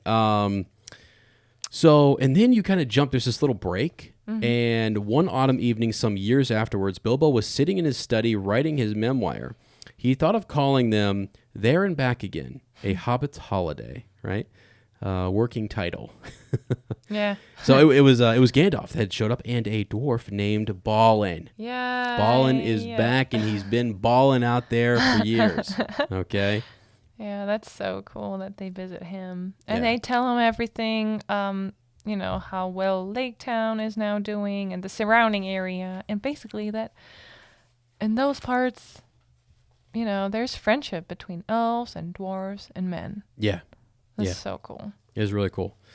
Really neat. And you hear about the new master who sort of winning all this renown because of the prosperity. He didn't do much, I don't think, but still he's doing better than the old master who ended up running away with a bunch of gold, and bad thing, starved to death and out in the wilderness. Gold alone won't do it for you, right? It's really kind of a message, and just the gold itself doesn't really do anything. That's almost like the message from this whole book. Yeah. And I down to read the last part, like the last part of the book. Which part? It says, give me the start of the paragraph. New master. Then the prophecies of the old songs have turned that part. Gandalf okay. And Bilbo. Here we go. Yeah. So, then the prophecies of the old songs have turned out to be true after a fashion, said Bilbo. Of course, said Gandalf. And why should not they prove true? Surely you don't believe or disbelieve the prophecies because you had a hand in bringing them about yourself. You don't really suppose, do you, that all your adventures and escapes were managed by mere luck, just for your sole benefit. You are a very fine person, Mr. Baggins, and I am sorry, and I am very fond of you, but you are only quite a little fellow in a wide world after all. Thank goodness, said Bilbo, laughing, and handed him the tobacco jar. Gosh. Yeah. There's so much in that. Yeah, it's interesting, because actually one of my joking gripes was, now hold on a second, all Bilbo said was, then the prophecies of the old songs have turned out to be true after a fashion. And it's like, he's just, not that he, he's kind of doubting them a little bit, there with that statement, but just Gandalf is just reminding him of his place in all of it, and he's cool with that. Yes, that's the whole point. Thank goodness is the line that matters in all of that. Really is that it's good. That's a good thing. I'm very glad. He's very content, and I like that message, because it's like I said, what we get from Thorin too. We need more people that really cherish the ordinary, the daily little things, the daily happiness. Like warm candles and good food and good company. That's really, or a warm home in general. Like that's really all you need. And I don't know, just throw in a bit of music, art, writing, or just other ways to be creative. And you're left with very little desires, I think. Like that's the whole thing. And so often it's true that less is more. And the more stuff we actually have, the more problems we put on our plate, because now all that stuff requires maintenance. Like, attention, or it's like we don't have a dishwasher, but that's okay. I don't have to care if the dishwasher's broke. I don't have one. I just do it myself. Like, not saying that's a bad thing, not at all. Like, how dare you guys have dishwashers? No. It's just one example of things. I know. If I have, I don't know, like. It's just teasing. And it's a different, I'm not saying if you have a passion for, let's say, video gaming or books, or like I said, scented candles. I love scented candles. You shouldn't. I'm not saying you shouldn't buy them if they truly add to your long-term joy in your life, and then it's a good thing, and that's the comforts you have. But beyond that, why do we need so much more? Well, I think it's like, again, it is. Content is the word, and finding it. I think a lot of times too, we just find that even in what we have, I think we could find a lot more enjoyment out of. I think there is a weird pressure in something in our society where it's like, we gotta have more, you gotta consume more, you gotta keep doing more, and it's just like, no, we have stories we can reread. And what I love about this is that you can just have a book. You don't need a whole lot. I mean, you also just have your imagination. That's what Tolkien had. Yeah. Right? It's just sort of, maybe a good smoke and go out there and think about something. I mean, just going out in nature and walking around and experiencing the world around you is awesome. It's great. So you're right. I'm somebody who my hobby and passion ended up being like podcasting and content creation. So people are like, wow, you get all this, crazy stuff, Yeah. And it's like, I do. Could I be content without it? Sure. I could be. I just enjoy doing it and stuff. So it is kind of, it's always a balance. Right. And it's like finding what it is that, makes you happy and content. Gives you that comfort. Yeah. And but it can be something as simple. That's the thing. For some people, it's just different. They might need more, might need less, or whatever. And there's wants and needs and all that kind of stuff. We're blessed that we even are able to have that kind of conversation too. Oh, yeah. Oh, yeah. But I do like the Hobbit so much for thinking. Just it seems like they have a very they don't need much, like a real simple lifestyle and a very just a small few comforts, and they're good, right? So much so that Bilbo's like, I don't need all this gold, he's very content, just really, as much really as my good. horse can carry. Yeah, that's all. That's even that he didn't even need that really. Yeah. But and people too who have a lot of gold and have a lot of money, some of them are very it's interesting. I follow some of them on social media and I listen to them talk, and some of them, it's what they're content with is the process of that. and all of the work that goes into. It's not really the money itself. the monetary Yeah. gain. It's actually just like the journey, the quest, all of those things, which is kind of cool. You think of the athletes, and they're like, yeah, we win a lot of awards and stuff, but we just love playing the game. Yeah, and You know, that feeling of winning or achieving something. Yeah. Yeah, that's a good point. Yeah, that's something interesting just to kind of, I guess, think about. And that's what they always say, like your why and what you're in it for and all that kind of stuff is more important than just that monetary thing. I mean, I think there's a famous motivational speaker who says they print money, they don't print time, you know, and so invest your time kind of wisely and Right. So. And it all comes from a place like, not saying like money is not a bad thing. It's a definitely like that monetary like comfort, again, like having enough money to not worry about it every month. And then like that's what we're talking about, right? That's all we need is enough money to live a good life. Everything beyond doesn't really. I think there is a study where it grows, like your happiness grows with your income, but then there is a plateau.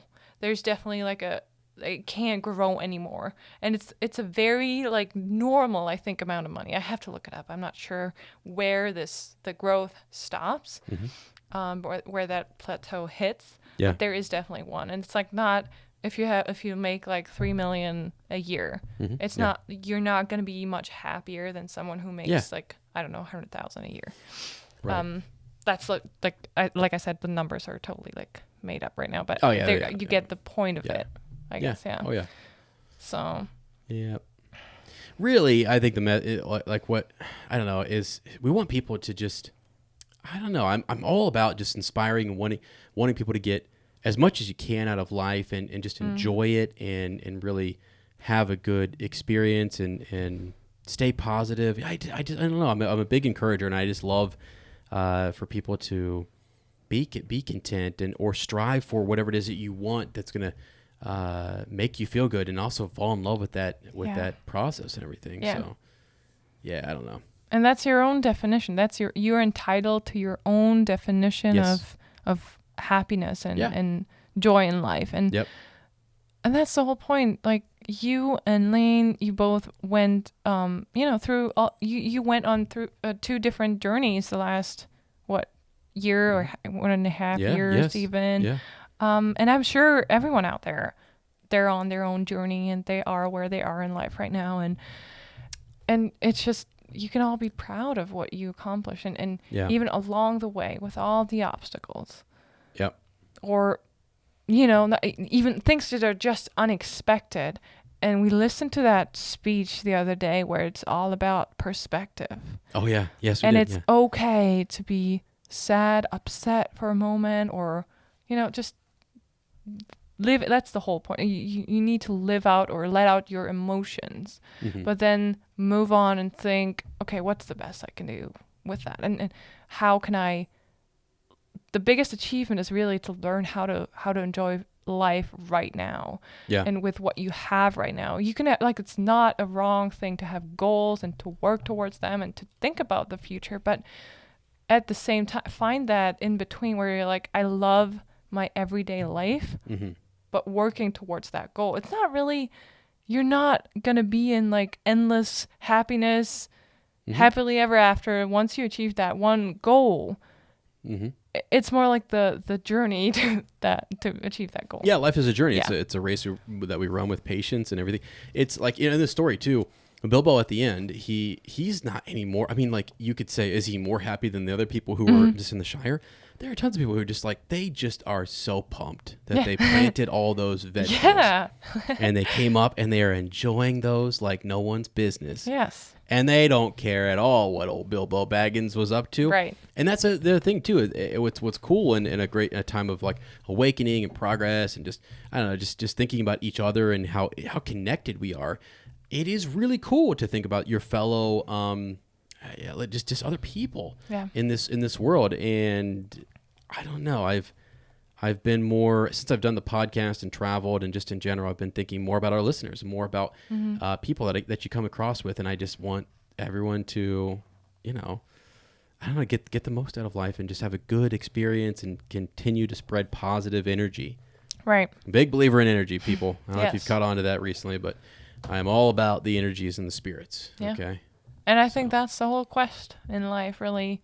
And don't wait for that perfect moment. And, you know, Right. Yeah. I don't know, next year I'm going to be done with college. I'm going to have my dream job. I'm going to have my dream house. And until then, I'm going to have to, I don't know, suffer and live with what I have right now and just be unhappy. No. It's never going to be perfect. There's always going to be something. Yeah. We talked about that the Yeah. other day. It's just, If there's something that Lottie and Ez can do for you right now, we want to tell you guys, we love you. yeah, And we wish the best for you. we really do.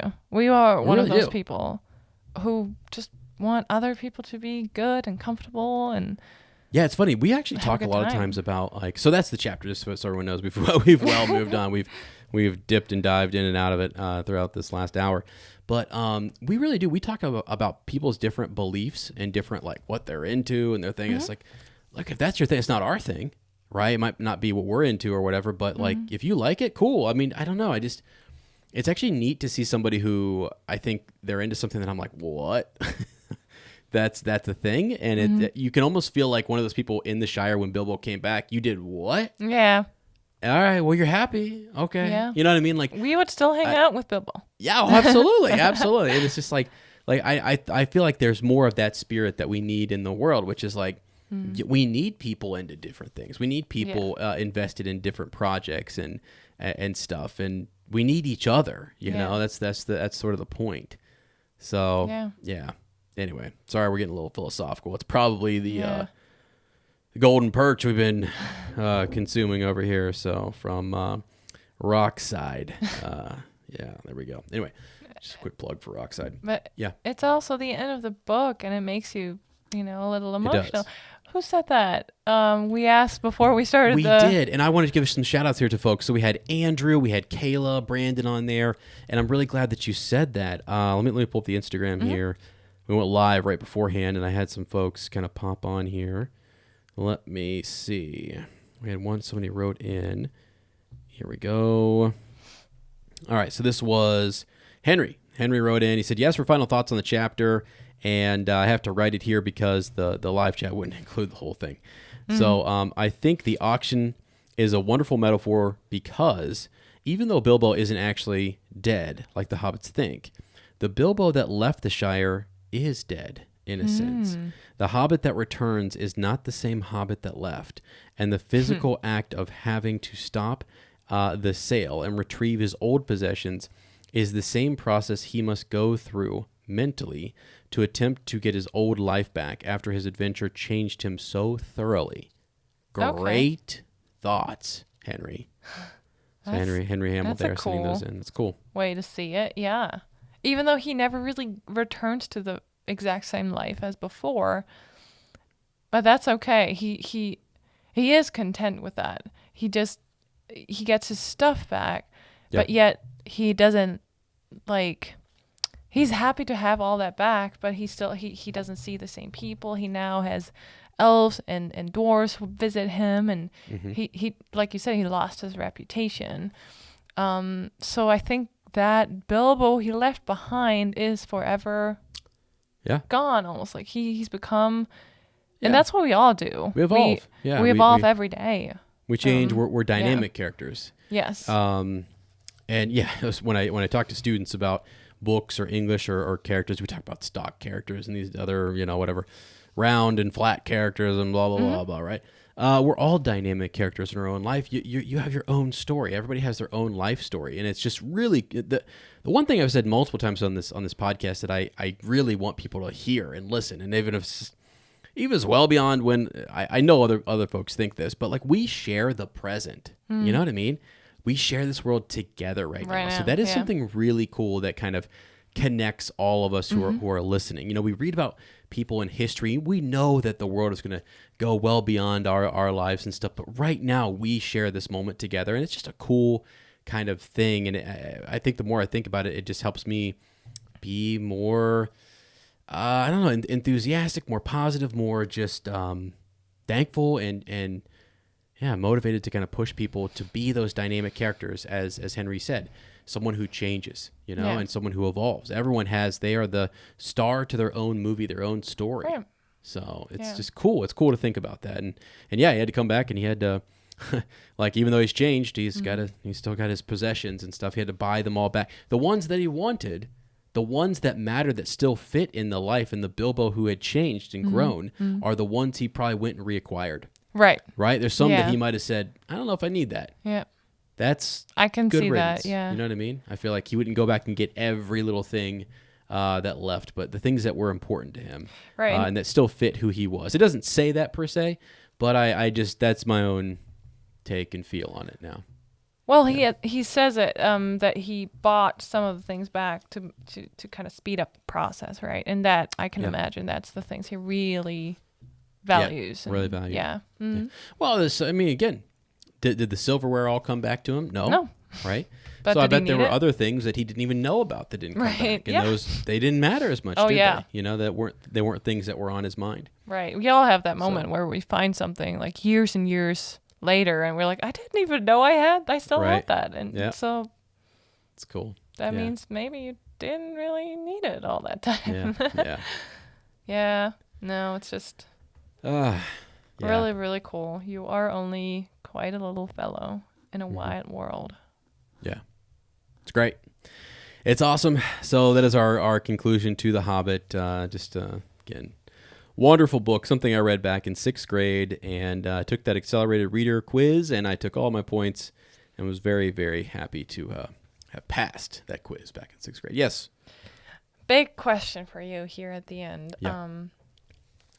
So comparing the two books, Lord of the Rings and The Hobbit, like, I don't know if you can even really compare them, but my question, do you enjoy one more than the other? Between The Hobbit and Lord of the Rings? Yeah. I think they are so different. I think they're different stories, different arcs, because there are moments that I absolutely love in this book, but there are actually, because it's longer, because it's more in depth, there are more moments that I like in the Lord of the Rings.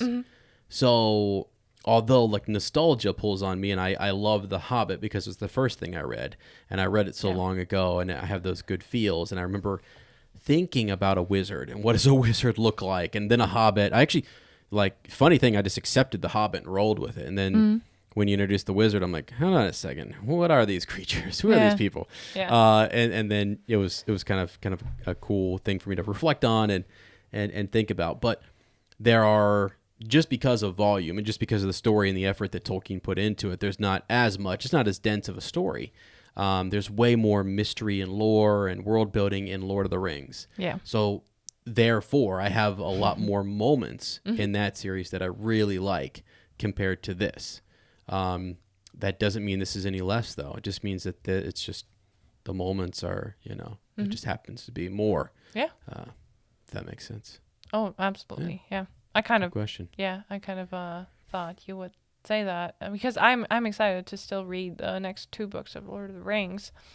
Yeah, because right now I really, really enjoyed The Hobbit, and but I also really enjoyed reading The Fellowship, where this whole adventure just slowly gets going and started, and it's so different how much happens in the book, The Fellowship of the Rings. Of the Rings or of the Ring? Oh my gosh. Fellowship of the, Fellowship? Fellowship of the Ring. Ring. One ring. Yeah. Yeah.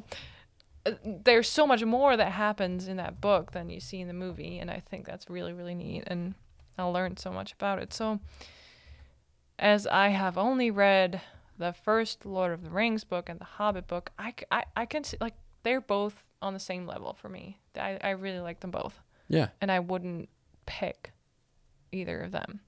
So, like you said, maybe the next 2 books will add so much to the first book of Lord of the Rings that it will become, like you said, there's more moments I appreciate.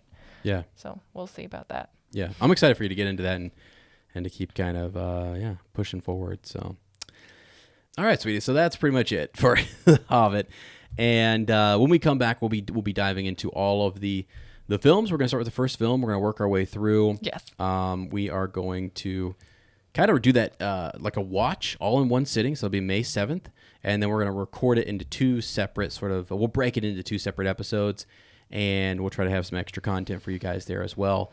And just if you guys have thoughts, comments, people who pop into our live, I think, and I've got to figure this out, I think the easiest way to do that for some of our patrons is to either set up either we're going to go live on Instagram.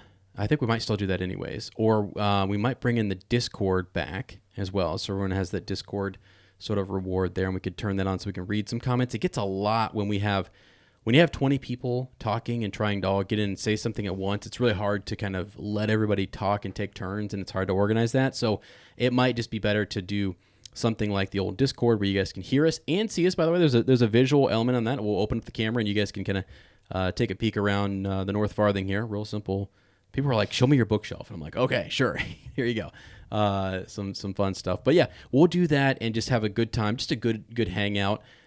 Bring your mimosas, bring your pancakes, whatever you guys want, and we'll just hang out. Honestly, we'll spend a good amount of time.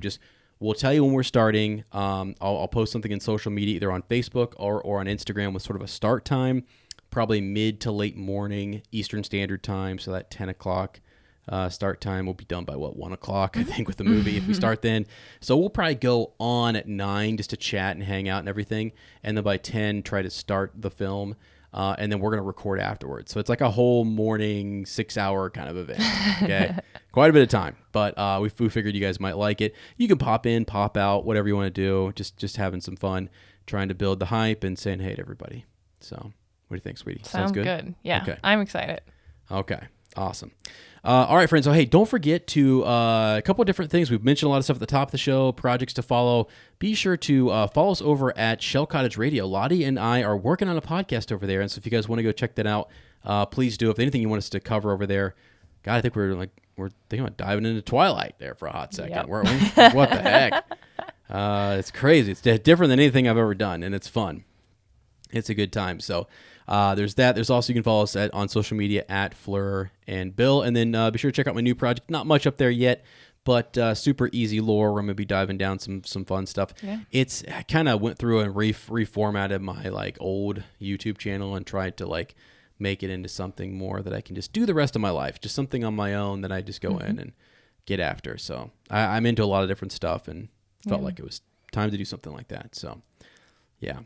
You can also follow Lottie over at Charlotte Sue, so you can check her out over there. Our other account is at Fleur and Bill, and you can follow me at Wompret_2M. Be sure to follow our account here for the podcast at Up Talkin' Tolkien. So be sure to check that out. So yeah, and if you want to follow Lane or Sarah, I don't know, they might not be as active, but if they post, it's really good and really heartwarming. It is, actually. I was going to say, I've mentioned it last couple episodes to follow Sarah for stories and updates on what they have going on. So their links are in the description as well, too. So all of their handles and stuff, you guys can go follow them. I think they're taking a break and they've got some stuff going on, too, from social media. But yeah, for sure. And by the way, if anyone's interested in sending something to them, you guys can send that to the Shire P.O. Box 96, Amanda, Ohio 43102.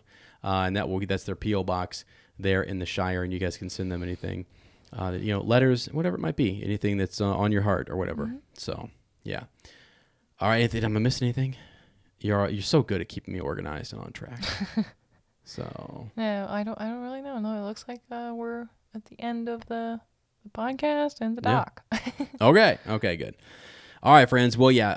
Again, we'll be back with the rewatch of An Unexpected Journey. So that'll be coming up on May 7th. So be sure to tune in for that. If you like the podcast, don't forget to subscribe, like us, write a review, leave us a review. Did I say that twice? I'm not so sure. Send us a Shadowfax. You ready? Can you whistle? Can you get this whistle, sweetie? Oh, ready? Okay, I'll try. Okay, it's like a standoff whistle. Ready? Okay. Give me a whistle. That was good. Yeah, had a little extra, a little something. A little wind. Just a little something on. I'm not so sure what creature you were summoning there, but you definitely, all of the creatures are on their way. So, Anyways, all right, friends. So we will see you guys soon. And as always, remember that Bilbo knows.